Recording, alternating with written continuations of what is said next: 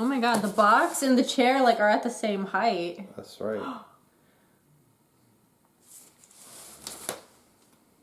Don't try to arch yourself up like you're gonna be taller.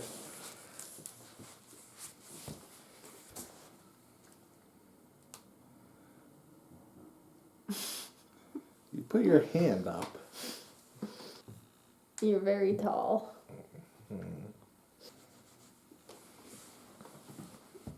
Okay, you can introduce me. What am I supposed to say? This is the Teal Veer picture show. Okay. Hello, everybody. This is the Teal Veer Picture Show. And I'm Teal Veer. And this is... H.P. Lovecraft. If I didn't know any better, I would say you used to make videos with some other lady. Yeah.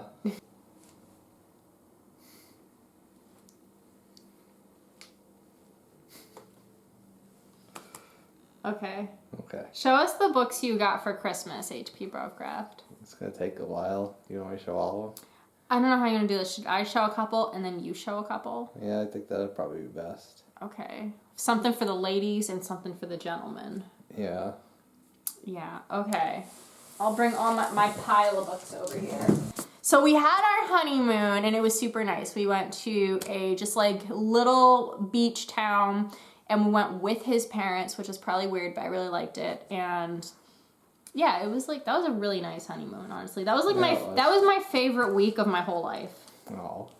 It was so It was really nice. It was so nice. You better take me back this year. I've been looking forward to it since we left. That was the nicest week of my entire life. It was it was a good time. Because it was like so low key and it was like, I don't know, like some people want to go on vacation to like Disney World and all this stuff where there's like so many people and things and noises and it was so nice. It was just like we woke up and would like Go beach. Yeah, and like there was like just little cafe, like we'd go to the little cafe for breakfast. Yeah, the hotel room was so nice. Like, oh my gosh, and the fact that there was like a fridge and a microwave, like so we could like just wake up and like make toast. Like, okay, it's the little things in life.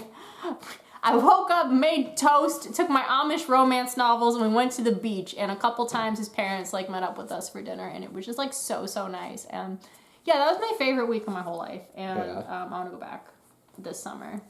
Yeah, that was my favorite. It was my favorite week of my life. Okay, well, on our honeymoon, I brought a bunch of books, and some of them were library books. And I actually had this book I picked it up from the library, and I had it on our honeymoon, and I was like laying on the beach. I was reading this, and I was reading a Jennifer Ashley book. So those were like the two books I was reading.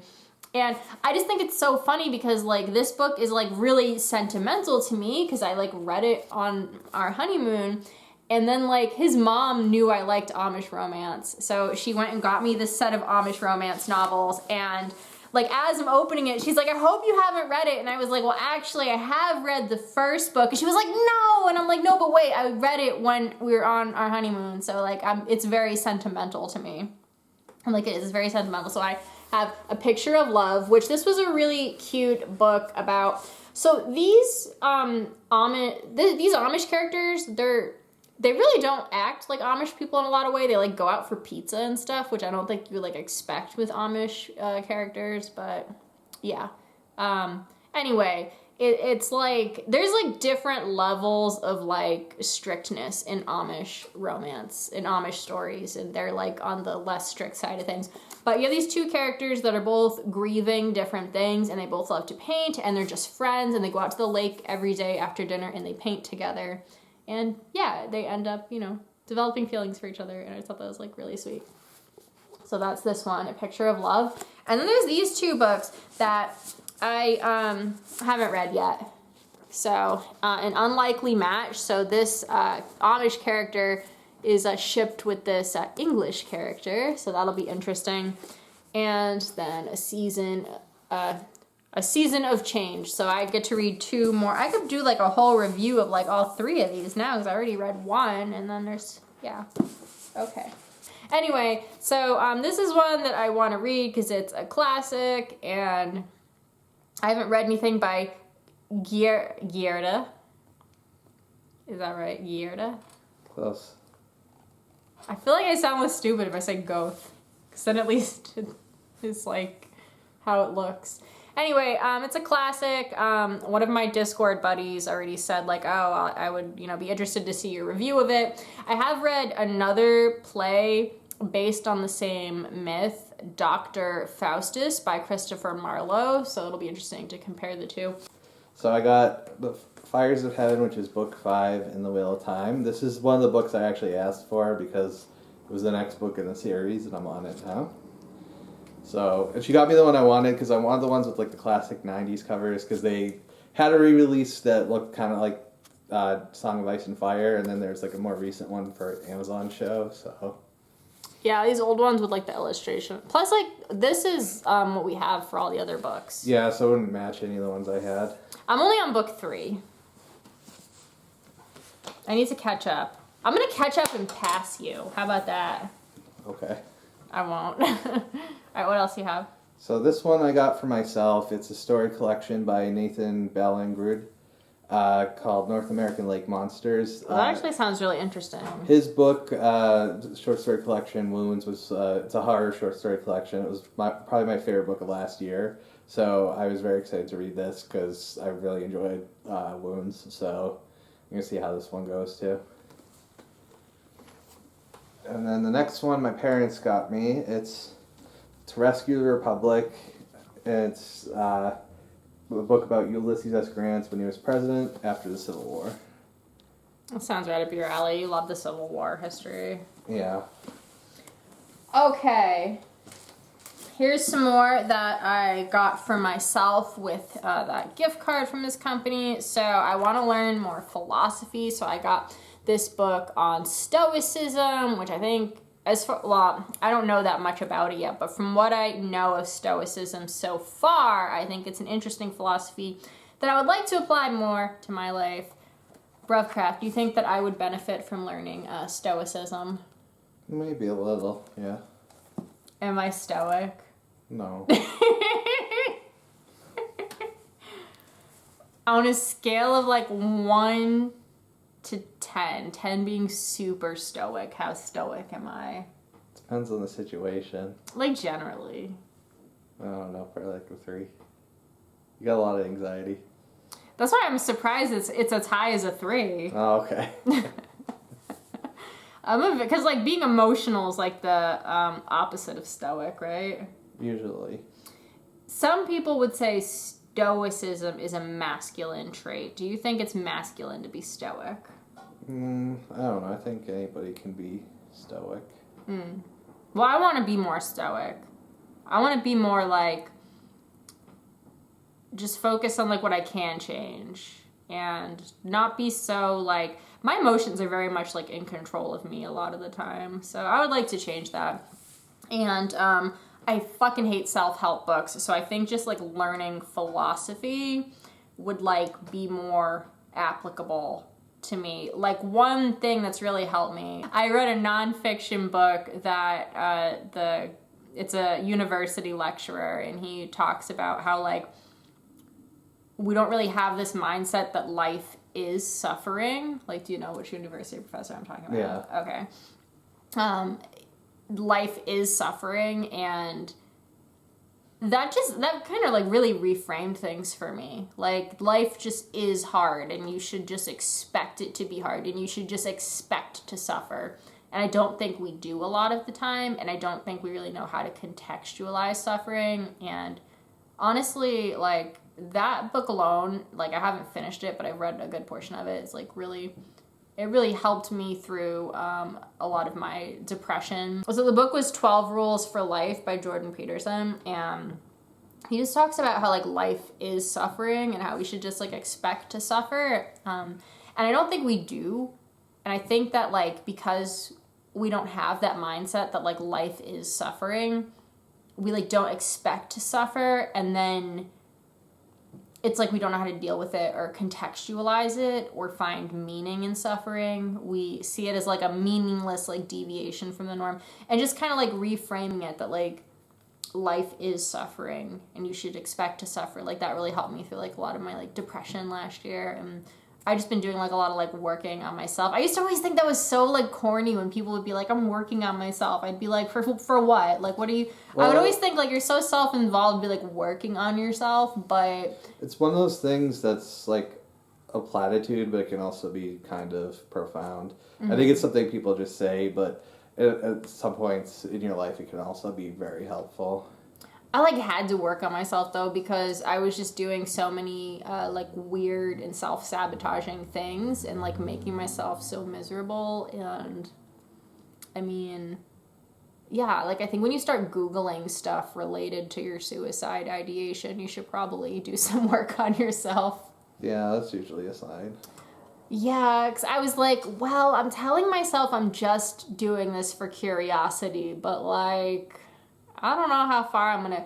A lot of stuff I've Googled out of curiosity has gone too far. So once it's in my Google search history, that's when I know it's a thing to worry about. So anyway, lots of work on myself, and I don't want to keep like going back into depression and then bouncing out of it and going back. I don't want to keep being like on that yo-yo for the rest of my life. I want to learn how to just like be like a happy person, you know? Yeah. But I don't want to go so far in the other direction either. Like people that are like toxic positivity and all that. Well, anyway, I think Stoicism will help me because Jordan Peterson's book really helped me. So I think that like I really don't like cheesy self-help stuff. I hate that manifestation shit. I hate that toxic positivity shit. I can't with any of it. I actually used to ghostwrite self-help books. Like I made a big chunk of my freelance writing money doing that, and like I know from having done it that all self-help books are pretty much the same exact formula, and that's not going to help me. But I think like reframing like how I think about life from a more like philosophical standpoint, I think will be helpful to me because like I said, Jordan Peterson's book really helped me. So anyway, I'm gonna get more into Stoicism because I think that will be kind of helpful for me. Okay, your turn. Show us some books. Okay, hold on. Alright. So this one is a vintage book. It's a book called Never Call Retreat by Bruce Catton, famous Civil War historian that she also got for me. The book itself is from like the 60s. I got it because it was old, so I thought you would like it. She also got me this short story collection of fantasy stories. It has a new story by George R.R. Martin, and it has some other authors in here too. And yeah, it's a fantasy collection, so that'll be interesting to read because I read a lot of fantasy stuff as well. And then, that one's got a really pretty cover. Yeah, it does. There's a cat in your lap now. So the last book I just got today, it's one I ordered for myself. It's The Ceremonies by T.E.D. Klein. This is one that I see mentioned a lot on r/horrorlit. It's a Lovecraftian horror, so it's a relatively famous one, so I wanted to read it. Wait, let's put it close to the camera because this one's so... Hold up Lizzie while I'm doing this because she's so cute. Lizzie wants to say hi to everybody. She's hard to get a wrangle on.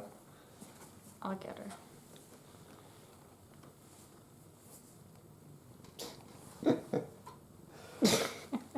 No, she's gonna...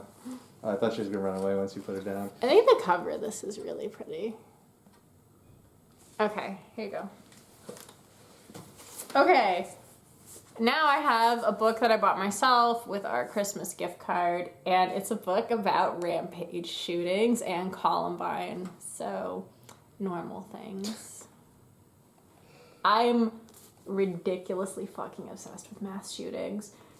I don't know. Okay, let me put this to you. Okay, let me tell you a thing about the true crime community. Yeah. First of all, the true crime community is all women, basically. Yeah, I mean, just judging by what I see online, I could have just figured that one. What's up with that? I've heard some theories, and I don't like any of them. So let's hear your theory. Why do women like true crime? I don't know. Oh, kicking the camera.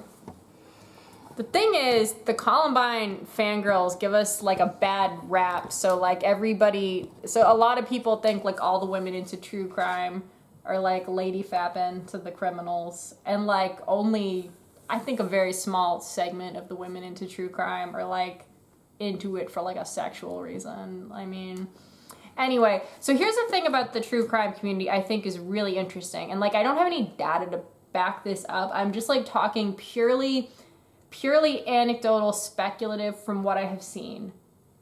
The serial killer community, the people that are obsessed with like Jeffrey Dahmer and Ed Gein, and the people who do like disgusting shit to dead bodies and torture people and all that, they're more well-adjusted than the mass shooting community. Why? Why do I they think it's seem... just because it's a little bit more mainstream. Because even before true crime really took off as a thing, you would see like there was a lot of big true crime books in the 80s about like Ted Bundy and stuff like that. So there's already a sort of nascent community around that. Whereas I think Columbine's a little bit more niche. I don't know. It's well, there's not just Columbine is the biggest mass shooting community, but there are women like me who are like pretty much exclusively interested in mass shootings. I am exclusively interested in mass shootings, and I understand exactly how worrying that is, but I want to remind everybody that, like he said, it's mainstream to be obsessed with cannibals and shit, which I think is... See, I can't get into any of that. That grosses me out. You'll see, like, there's, like, a bunch of documentaries on Netflix about, like, Bundy. There was, like, a movie with, like, Zac Efron, I think, was, like, Ted Bundy. And and everybody's, like, mad that Zac Efron was going to play him. Zac Efron is hot, I guess, so... Yeah, and then there's like other documentaries. And like there's a lot of true crime documentaries on Netflix, like there's Making a Murder and stuff. So it's a very popular genre. And as you know, there's not that many documentaries about mass shootings, and you know because I've played all the good ones how many times over and over and over again. And I think it's probably just because it's maybe more controversial because it happens more often. Statistically, serial killings, at least the kinds that are made into documentaries, if you're not going by like the textbook definition, but like the Bundy, Dahmer, etc. Statistically, they're a lot less frequent, so people can sort of get like a thrill out of like the hunt for them and stuff like that, but be relatively certain it's not going to happen to like anybody they know, really. Yeah. Well, the thing is, I will come right out and admit, I think that all true crime is ethically dubious. I don't think it's 100% moral to enjoy consuming true crime content. However, I also don't think there's any, what's the opposite of negligible? What's the other word what's the antonym I'm looking for? Discernible. I don't think there's any discernible concrete harm that comes from consuming it if you just kind of do it like to yourself, you know, like I think that like when people get involved in like sleuthing online or like going and like bothering people that have been like involved in it, like okay, like Brooks Brown did an AMA on Reddit. I did not go bother Brooks Brown. I did stalk the hell out of his Reddit account, but I did not go bother Brooks Brown. Other people in the Columbine community went and bothered Brooks Brown. Other people in the Columbine community go and find him on Facebook and like do weird shit, like want to know about, they want to ask him. That, I think, is like, that's not ethically consuming true crime. I think I was on the line just like, even like really looking at his whole post history because he did that AMA. That's really on the line, but like I didn't actually like interact with him or like bother him. So it's like, I think that's a not ethical way to consume true crime. When you go bother people that have been involved in the crime, or put anything out there publicly that would be incredibly emotionally harmful for them to hear. Like the people that want to come for Dylan Klebold's mother, you know. Same thing like that Netflix show, like Dark Tourism. And except that's a different scale because people are traveling to it. But yeah, it's just it's the same fascination with like, you know, bad things that happened. And for some reason, I'm so fucking obsessed with mass shootings. But I'm not into any other true crime. So, like, I don't even spend that much time in the true crime community because it's like that one little niche. I'm only obsessed with mass shootings. And they have all of my favorites in here, which is a terrible thing to say, my favorite mass shootings. Well, anyway, they're all in here. Next one is one that I got for myself. It's a compendium of the comics Providence by Alan Moore. if you don't know who Alan Moore is, he did graphic novels V for Vendetta, Watchmen, League of Extraordinary Gentlemen, among other things, Swamp Thing. But this is his take on Lovecraft, so I was excited to read it. But it came out years ago. It went out of print pretty quickly. So when I saw this, I wanted to buy it and check it out. So this is The Mountain of Silence. It's a book basically with the author talking with a monk from Mount Athos, which is basically a peninsula in Greece that's full of like monasteries. Oh my god, don't I always say you're like Yes. obsessed with monasteries? And so like they basically comes to Cyprus and they go over like sort of different themes among like it's basically covering different themes in Orthodox Christian spirituality, but he's going through different monasteries throughout the island of Cyprus. So that one was interesting to me, so that's one I bought. I'm still stuck on the fact that you always argue with me that you're not obsessed with monks. Alright, I'll concede the and point. You concede the point? Yes. Okay. So are you obsessed with monks and monasteries? Yes. And then this is one my parents got me. It's a graphic novel on the history of beer. So as you go through it goes through different beers throughout history as well as sort of the history of how it was developed. So that was really interesting. And then another one my parents got me is this graphic novel, Cook Korean. It's actually really interesting. It's a graphic novel, but it has like different like recipes. Well, in it. don't just flip through it so they can't see Yeah. it. Show them the artwork. Well, I and want to stuff. find a good one. Okay, go ahead. Find a good one. I don't know. Now you got me all confused. I'm sorry. No, that one's good. Show them that one. That one. Oh, That's okay. pretty. Yeah, hold on.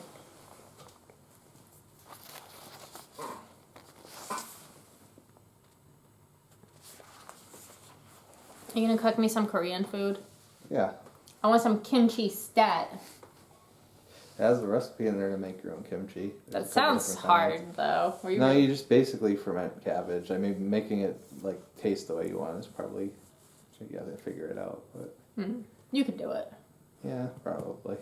Okay, this is another one that I got with the gift card from his company, and it is a really cool leather-bound edition of ancient Greek philosophers. Like I said, I want to learn more about philosophy, because I don't know that much about philosophy other than like the existentialists, because they got covered a lot in my modernist courses when I was in school. So yeah, I'm excited to learn more about the ancient Greek philosophers. This book was actually like really cheap on Amazon, considering it's like leather bound and like really nice and has like a bookmark and everything. You wanna know how much this was? Guess. Not much. $15. That's not bad. I know. I mean, it probably helps that everything in there is public domain. So Oh, that's true. But still, it's like nice, a nice copy. yeah.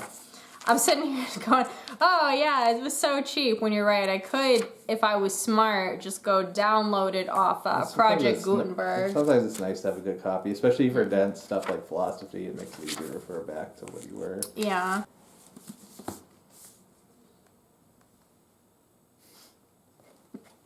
All right, my other books that my sweet man here got me, two George Eliot books. This one is Daniel Deronda, which I've never read. I'm really enjoying it so far, though. The characters in it are really complex and interesting.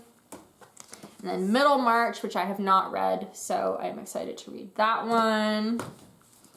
And then one Jane Austen book that I have read, Pride and Prejudice. I've actually read this, I don't even know how many times. I think I've read it 5 times. And then here's one of her books I actually haven't read, Emma. I started reading it back in like 2019, I think, and I put it down.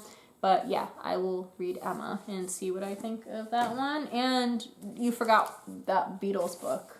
Oh yeah, I got a big hardcover book about the Beatles, new Get Back documentary, and she's bringing it over now. That's one, what, your parents got you that? Yeah.